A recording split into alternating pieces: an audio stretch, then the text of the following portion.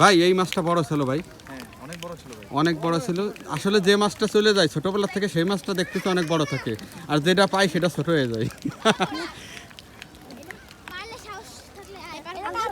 এই তোমরা কি করবা এখানে, মাছ ধরতে আসছো? মাছ ধরা শেষ, একটু মাছ দেখাবা? আরে আল্লাহ রে, বড় ছিল না? অনেক বড় ছিল না? 10 কেজি ছিল, 10 কেজি ছোটবেলা থেকে। হ্যাঁ আপনি ব্লগার? আরে না, আমি ফিশারম্যান।